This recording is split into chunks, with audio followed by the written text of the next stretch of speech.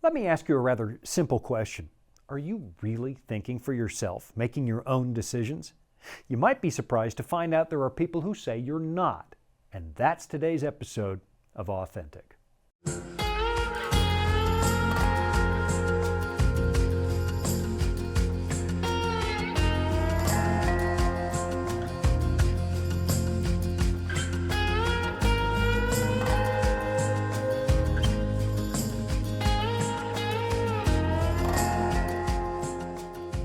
Let me ask you what amounts to being a very strange question. Did you consciously choose to listen to this show today, or did something or somebody else make that decision for you?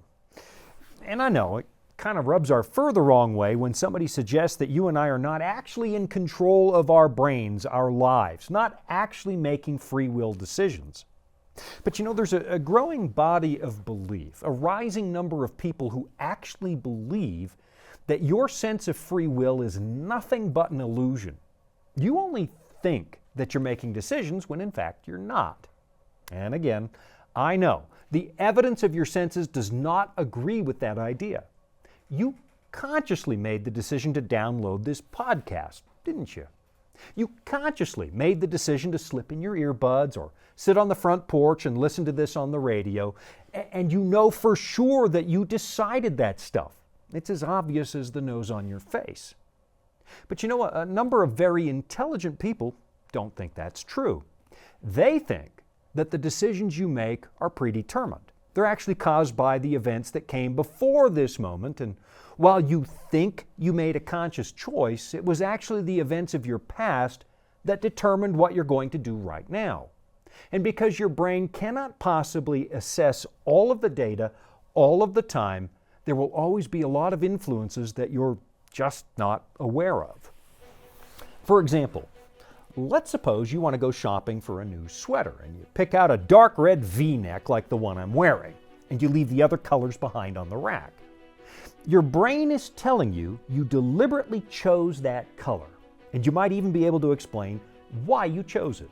It goes with the pants that you plan to wear. Or it's Christmas time and you wanted something red, or maybe red reminds you of your dad's old car and that gives you happy memories. But can you really assess every bit of data that went into making that decision? Back in 2011, the author Shawn Nichols published a piece in Scientific American dealing with the issue of free will. And he describes the problem like this. He writes, "Imagine a universe in which everything that happens is completely caused by whatever happened before it. So what happened in the beginning of the universe caused what happened next, and so on, right up to the present. If John decided to have French fries at lunch one day, this decision, like all others, was caused by what happened before it." Now, of course, that seems completely ridiculous. Of course John made a conscious decision to eat French fries, and of course we're in charge of our lives. We might not be able to choose what happens to us over the course of a lifetime, but we can certainly choose how to respond. Or can we? Not according to some people. Back in 2003, Benjamin Libet accepted a major prize for his work in neuroscience. And what he discovered was that when you decide to do something, the brain actually fires a few hundred milliseconds before you became aware of making that decision. So in other words, it looks like your neural network is making the decision before you do, and you only think you willfully did it. Of course, if that's true, the implications are staggering. It would mean that you're acting subconsciously all the time. Of course, his findings raised a lot of eyebrows because it runs completely contrary to everything we think we know, and it creates a problem when it comes to holding people accountable. After all, you can't really discipline a wayward employee if he or she isn't actually choosing to misbehave. And how do you sentence a murderer to life in prison if he didn't actually have a choice in the matter? Naturally, the theory has a lot of critics, and some people have pointed out that the equipment Libet was using for that experiment might have created the impression that the subconscious brain fires first. And it might just be the case that we can't actually measure precisely what happens when. It all comes down to the equipment you use and its ability to capture accurate data in real time. Given the limits of our understanding about brain science, it may just seem to us that subconscious decisions happen before you think about them. And you've also got to ask yourself, what else aren't we seeing? Because while we monitor certain activities with our scientific equipment, it's entirely possible that we're missing processes that we know nothing about. We're not even looking for them. Now, personally, I think the real problem that I have with this idea is that it seems to fly in the face of everyday human experience. I mean, everything we have ever known about what it means to be human involves the idea of conscious choice. Of course, that doesn't mean we've been right all this time, because sometimes what science reveals ends up being stranger than fiction. For example, consider the now famous double slit experiment, which I'm sure you heard about in high school, at least if you were paying attention. It's that experiment where light passes through two small slits and creates an interference pattern on the surface behind it. It's exactly what you'd expect, and it's kind of like dropping two stones in a pond and watching the ripples start to overlap. The valleys and peaks of those tiny little waves begin to cancel each other out, and they create a distinctive and recognizable pattern. And shining a normal light through those two slits produces exactly the same pattern. So of course, that leads most people to think of light as a wave, and in many ways that's exactly what light is. But then let's assume also that light is a particle, which is also true. And we've got a special gun, let's say, that fires just one light particle at a time through those two slits. But then we'll block off one of those slits, meaning that we only have one. So what do you get? Well, you get what you'd expect. A bunch of impact points on the walls behind the slit where those light particles are landing.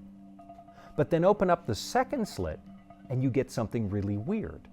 Even though you're only firing one light particle at a time, you still get an interference pattern.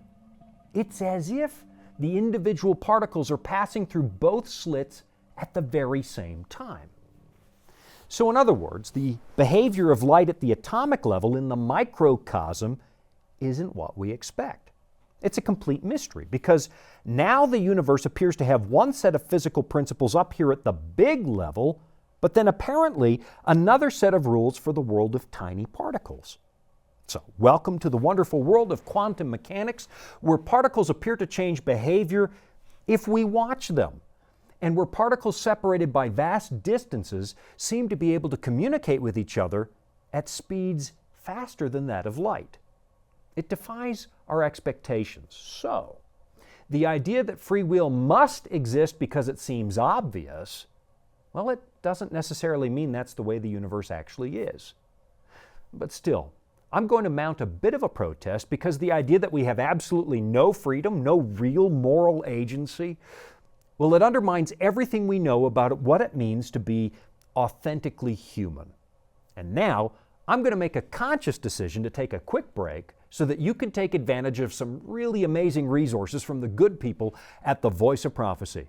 I'll be right back after this. Dragons, beasts, cryptic statues. Bible prophecy can be incredibly vivid and confusing.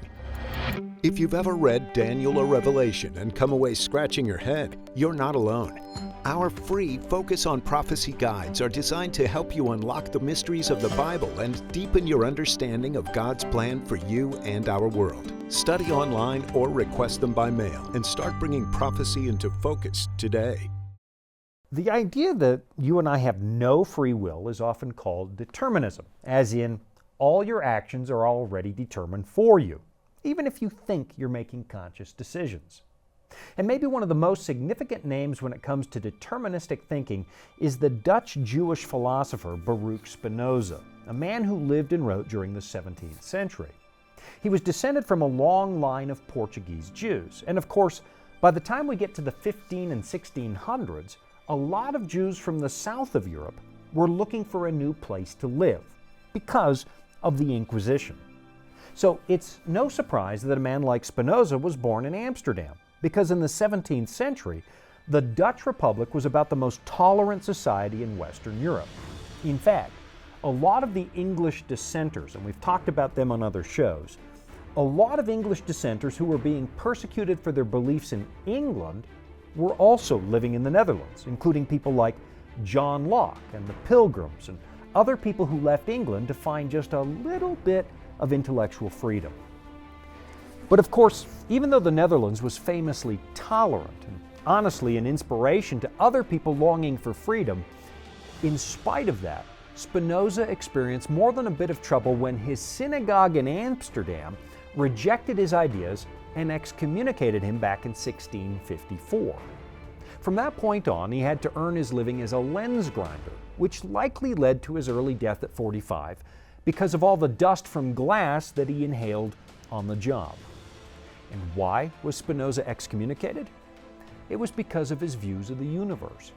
Spinoza didn't believe in a personal God, but identified God with nature itself, a way of thinking about the universe that we often call pantheism, as in God is everything and everything is God. Spinoza often referred to something he called the God of nature, and what he meant by that is an immovable underlying reality behind the universe. God, he said, was the substance of the universe, and he used that word quite deliberately because substance means that which stands underneath.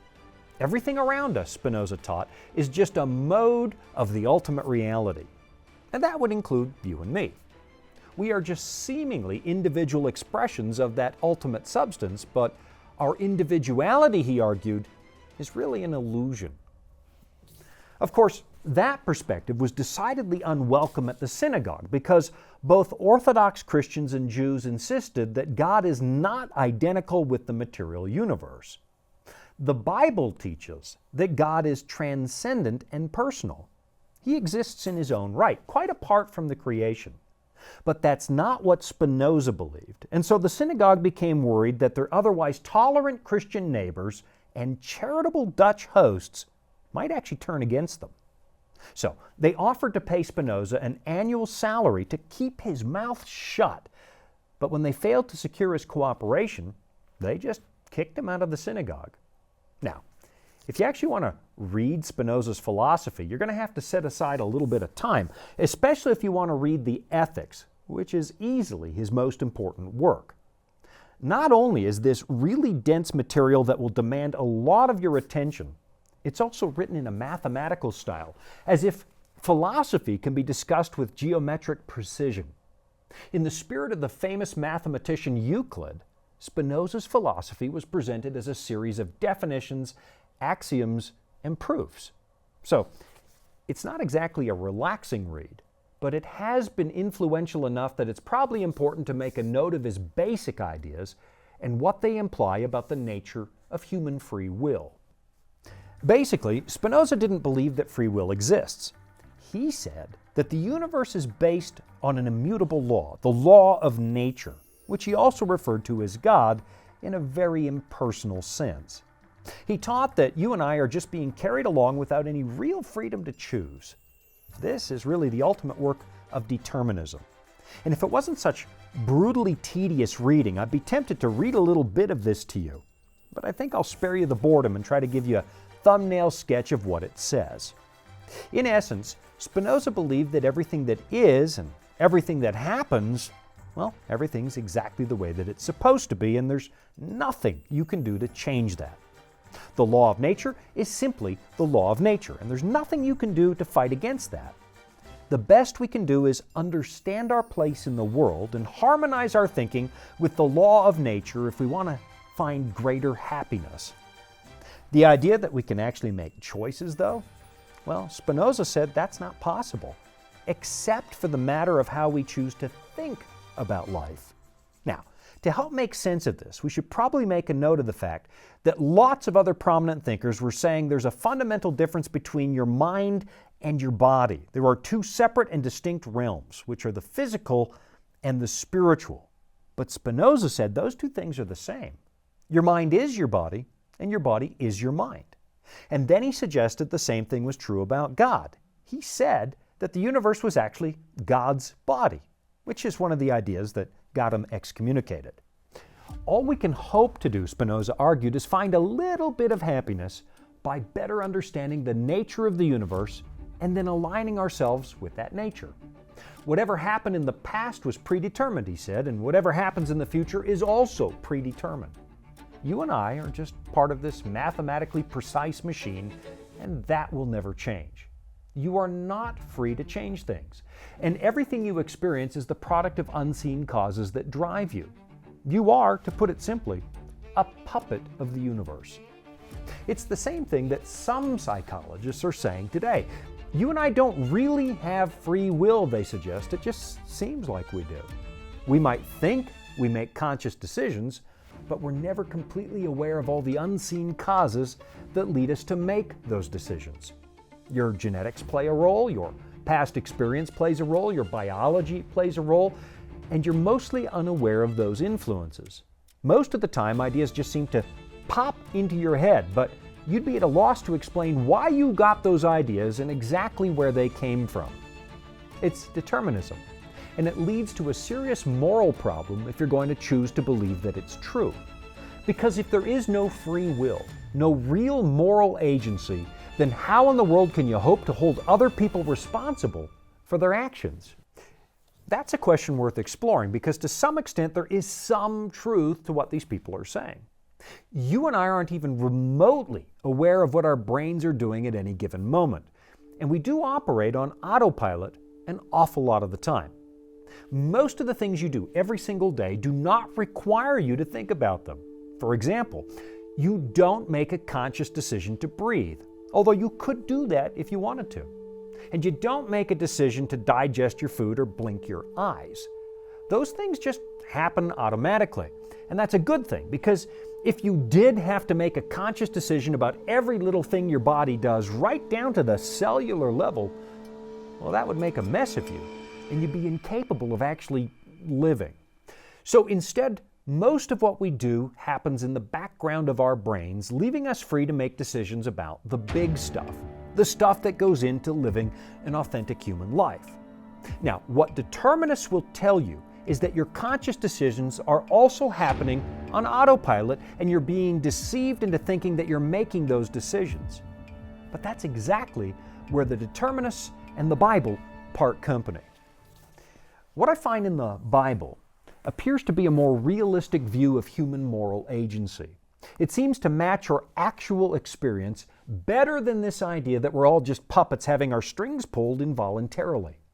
And the Bible does agree that a lot of what you choose to do in this life is the product not of deliberate rational thought, but of unseen influences taking place in the background. Let me show you what I mean now, from the words of Jesus, where he says, "For out of the abundance of the heart the mouth speaks. A good man out of the good treasure of his heart brings forth good things, and an evil man out of the evil treasure brings forth evil things." In other words, there are subconscious autonomic processes that drive you to do the things that you do and to say the things that you say. But at the same time, the Bible still makes us responsible for our behavior. Why? Because we're the ones who program those automatic responses in the first place. All right, I've got to take another quick break, but I'll be right back after this. Here at the Voice of Prophecy, we're committed to creating top-quality programming for the whole family, like our audio adventure series, Discovery Mountain. Discovery Mountain is a Bible-based program for kids of all ages and backgrounds. Your family will enjoy the faith-building stories from this small mountain summer camp and town. With 24 seasonal episodes every year and fresh content every week, there's always a new adventure just on the horizon. The determinists tell us that the physical universe predetermines how you think, that your thoughts are really a product of who or what you are. And to a tiny little degree, in some ways, the Bible kind of agrees with that. But it also presents the opposite point of view. It says that you and I become what we think. For example, Proverbs 23 verse 7 tells us, "For as he thinks in his heart, so is he." In other words, how you choose to think ultimately changes who you are. And over the long run, that can lead to changes in your fundamental makeup. That's the opposite of what Spinoza taught. Just before the break, we looked at the words of Jesus, who blamed bad behavior on the information we choose to put in our brains. Of course, that means there are a lot of subconscious processes going on every time you make a decision. And most of us aren't even close to understanding all the factors at play. But it's also true that we placed a lot of those unconscious influences in our minds through conscious choices. That's why the Bible suggests that you guard the gates of your heart very carefully, that you be careful about what kinds of information you allow yourself to absorb. Because at some point, that information is going to resurface, and it will become an unconscious factor in the decisions you're making in the future. And yeah, it can feel like you're helpless and being driven by uncontrollable instinct, which is why Jesus said in John 8, verse 34, that whoever commits sin is a slave of sin. It's why David said in Psalm 101, I will set nothing wicked before my eyes. I hate the work of those who fall away. It shall not cling to me. Sometimes it might seem like you don't have a choice, that you're being carried along by forces that are out of your control. But that's because you already made a choice a long time ago. And now you've programmed your brain to do the same thing over and over and over again. So, while determinists say that free will is an illusion, I want to suggest that it's the other way around. Determinism is the illusion. You are not necessarily locked into the life that you have, and you do have the power to make real choices. You can change the programming. That's not to say that everything that happens to you is somehow your fault, because that's also not necessarily true. There are some factors that you didn't choose that shaped who you are today, like the childhood you had or the genetic traits you picked up from your parents. But that doesn't mean you're a helpless puppet the way that some people would suggest. You might not be able to control what happens to you, but you can make meaningful choices about what you're going to do about it. It's right at this point that determinism hits a roadblock when you compare it to reality. If nobody is really making any conscious choices and everything they do is somehow predetermined, well, then there would be no such thing as evil. I mean, if the determinists are right, then Jeffrey Dahmer had no choice when it came to killing and eating those people. We probably just need to accept that. And of course, I have no doubt that Dahmer suffered from environmental influences, that he was somehow a product of his childhood experience. But to suggest that he had no choice but to commit those crimes? Do we really want to believe that? If that was true, would there be any point to punishment ever? If nobody has meaningful choices, how could you hold anybody morally culpable for what they do? Just listen to what it says over in Proverbs 22 and verse 8, because it completely disagrees with the idea that you're helpless. It says, "He who sows iniquity will reap sorrow, and the rod of his anger will fail."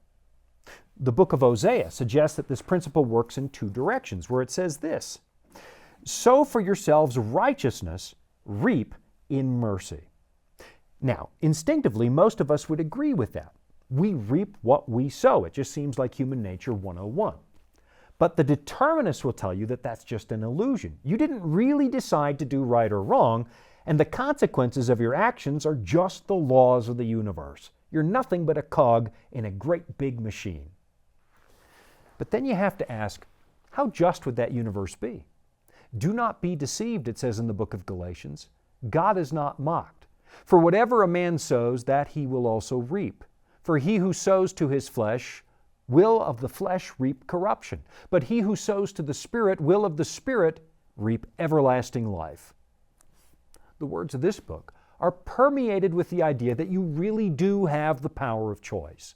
Of course, it also says that you and I have a fallen nature, which means that we are predisposed to corrupting influences like selfishness. And that fallen nature that we possess can seem overwhelming sometimes, completely impossible to overcome, as if our actions are completely involuntary. But that's when I suddenly remember the words of Paul, who gives us an important solution, which I'll show you as soon as I come back from this break. Life can throw a lot at us. Sometimes we don't have all the answers. But that's where the Bible comes in.